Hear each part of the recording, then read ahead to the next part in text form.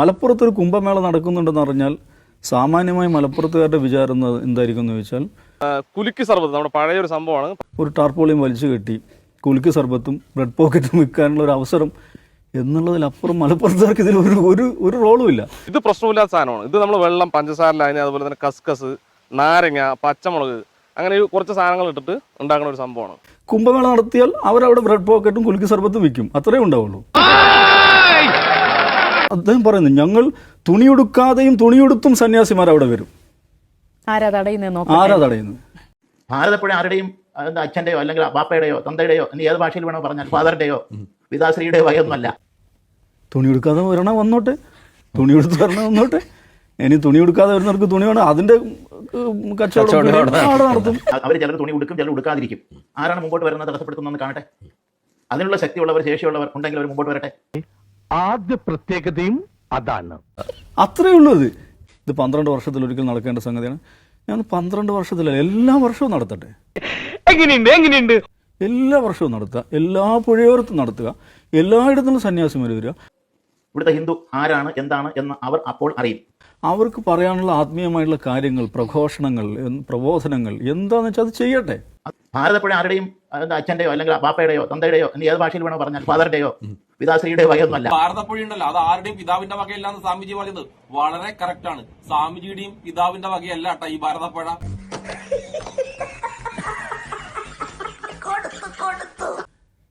അപ്പോൾ കേരളത്തിലേക്ക് ഉത്തരേന്ത്യയിൽ നിന്നൊക്കെ ധാരാളം സ്വാമിമാരൊക്കെ വരുന്നുണ്ടെങ്കിൽ അതിൻ്റെതായ ഒരു എന്താ പറയുക ഒരു ബിസിനസ്സൊക്കെ ഇവിടെയും നടക്കും. ഉണ്ടല്ലേ? നല്ല കാര്യം, അത് നടക്കട്ടെ. പക്ഷെ ഇതിൽ മുസ്ലിങ്ങൾക്ക് എന്ത് കാര്യം? മലപ്പുറത്തുകാരാണോ അല്ല മദ്രസ ജിഹാദികളാണോ പുഴയിൽ പാലം കെട്ടാൻ അനുമതി കൊടുക്കുന്നത്? പിന്നെ സ്വാമിജി തൊട്ടേനും പിടിച്ചതിനും എല്ലാം ആവശ്യമില്ലാതെ ഈ മുസ്ലിങ്ങളെ കൊണ്ടുവരാൻ നിൽക്കുന്നത് എന്തിന്റെ ആവശ്യമാണ്? സ്വാമിജിക്ക് അവരെ കൂടാതെ ജീവിക്കാൻ പറ്റാത്ത അവസ്ഥയല്ലേ? ഈ സ്വാമിജിനെ പോലത്തെ കുറച്ച് ആൾക്കാരും സംഘികളും പറഞ്ഞു നടക്കുന്നുണ്ടല്ലോ, കുംഭമേള നടത്താൻ വിടുന്നില്ല എന്ന്. എന്ത് കാരണം കൊണ്ടാണ് കുംഭമേള നടത്താൻ വിടാത്തതെന്ന് ഇവരാരെങ്കിലും പറഞ്ഞിട്ടുണ്ടോ? ഇതിൽ വേറെ തമാശ എന്താണെന്ന് വെച്ചാൽ ഈ പ്രദേശത്ത് നമ്മുടെ PWD ഡിപ്പാർട്ട്മെന്റ് കീഴിൽ ഒരു പാലം കെട്ടാനുള്ള പദ്ധതി ഉണ്ടായിരുന്നു. ഒരു വില്ലേജ് ഓഫീസറാണ് ഇതിനെതിരെ സ്റ്റോപ്പ് മെമ്മോ കൊടുത്തിട്ടുള്ളത്. അതെന്തിനാണെന്നറിയാം? ഇവർ കുംഭമേളക്ക് വേണ്ടിയിട്ട് ഭാരതപ്പുഴയിൽ ഒരു പാലം നിർമ്മിച്ചിട്ടുണ്ട്. ആ പാലത്തിന് ശക്തിയില്ല, അത് അപകടത്തിൽപ്പെടുന്നു പറഞ്ഞുകൊണ്ടാണ് ആ വില്ലേജ് ഓഫീസർ അതിന് സ്റ്റോപ്പ് മെമ്മോ കൊടുത്തത്. ആ പാലത്തിനാണ് കേട്ടോ സ്റ്റോപ്പ് മെമ്മോ കൊടുത്തത്, അല്ലാണ്ട് കുംഭമേളക്കല്ല. ശരിയാണ്, കള്ളന്മാർക്ക് വലുത് സ്നേഹമല്ല, പൈസ തന്നെ. അതിനെതിരെ ഇവർ കോടതിയിൽ പോയിട്ടുണ്ട്. കോടതി പോയത് ആരാന്നറിയോ? ഈ ശ്രീധരൻ. ഞാൻ ആരാ എന്താന്ന് ഇപ്പൊ പിടികിട്ടിയായിരിക്കും. ഇന്ത്യയിൽ അങ്ങോളം ഇങ്ങോളം സർവ്വ മലകളും തുറന്ന് പാലവും ടണലും ഉണ്ടാക്കിയ മനുഷ്യൻ ഇതിനെതിരെ കോടതിയിൽ പോയിട്ടുണ്ട്. എനിക്ക് നേരത്തെ തന്നെ തോന്നിയതാ നീ ഒരു റോമിംഗ് ഉള്ള ചെറ്റയാണെന്ന്. അദ്ദേഹം കോടതിയിൽ പറഞ്ഞെന്താ പറയുക, ഹിന്ദു വികാരത്തെ വ്രണപ്പെടുത്തുന്നതാണ് ഈ പാലം. അതൊരു പ്രൊഫഷനാണ്. കാരണം ഇത് ത്രിമൂർത്തി സംഗമമാണ്. ഈ ഭാരതപ്പുഴയുടെ ആ പെർട്ടിക്കുലർ ഏരിയ എന്ന് പറയുന്നത് ത്രിമൂർത്തി സംഗമമാണ്. പിറ്റേ ദിവസം തന്നെ ഞാൻ സ്ഥലം വിട്ടു. അവിടെ പാലം കെട്ടുന്നത് ഹിന്ദു വികാരത്തെ വ്രണപ്പെടുത്തുന്നതെന്ന് പറഞ്ഞിട്ട് ഹൈക്കോടതിയിൽ പോയിട്ടുണ്ട്.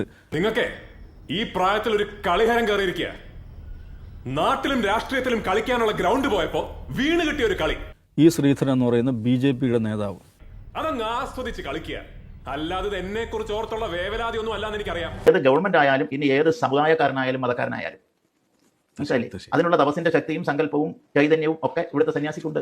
കാണേണ്ടാത്തവർ വരണ്ട, അത്ര തന്നെ. തനിക്ക് എന്താ വേണ്ടത്? എനിക്ക് കുന്തം വേണം. മുണ്ടുടുത്തേ കാണുള്ളൂ എങ്കിൽ വരണ്ട, മുണ്ടുടുത്തവരെ മാത്രം കണ്ടാൽ മതി. മനസ്സിലായില്ലേ? പക്ഷെ ഇവന്റെയൊക്കെ മക്കള് ജനിക്കുന്നത് മുണ്ടെടുത്തോണ്ടല്ല, അമ്മ ജനിച്ചത് മുണ്ടെടുത്തോണ്ടല്ല, മകള് ജനിച്ചത് മുണ്ടെടുത്തോണ്ടല്ല. അധികമൊന്നുമില്ല, 2-3 പിരി എവിടെ കളി കിടക്കുക. സ്വാമിജി നമ്മൾ കുഞ്ഞായിരിക്കുമ്പോണ്ടല്ല കിടക്കയിൽ നമ്മൾ മൂത്രയിക്കും അപ്പിയിടും. അപ്പൊ വളർന്നു വരുമ്പോഴും ഈ കിടക്ക തന്നെ മൂത്രവും അപ്പിയിടുന്നതാണോ സ്വാമിജി പറഞ്ഞു വരുന്നത്? നിങ്ങളും സംഖ്യകൾ അങ്ങനെ ചെയ്യില്ലെന്നറിയില്ല, പക്ഷെ മനുഷ്യന്മാര്, ബുദ്ധിമുട്ടുള്ള മനുഷ്യന്മാർ അങ്ങനെ ചെയ്യാൻ നിൽക്കാറില്ല. ആ പാലം സുരക്ഷിതമല്ലെങ്കിൽ ആ പാലത്തിലൂടെ നടന്നു പോകുന്നത് ആരാണ്? ഹിന്ദുക്കളല്ലേ. ആ ഹിന്ദുക്കൾ അപകടത്തിപ്പെട്ടെങ്കിൽ സ്വാമിജിക്ക് സന്തോഷാവോ? അങ്ങനെ അപകടത്തിൽപ്പെടുന്ന പാലാണെന്ന് വില്ലേജ് ഓഫീസർ പറഞ്ഞിട്ടുണ്ടെങ്കിൽ ആദ്യം എന്താണ് ചെയ്യേണ്ടത്? ആ പാലം അപകടത്തിൽപ്പെടുന്നതാണോ? അങ്ങനെ പെടുന്നുണ്ടെങ്കിൽ അത് ശരിയാക്കുകയല്ലേ വേണ്ടത് സ്വാമിജിയെ? സ്വാമി, ഒരു സംശയം.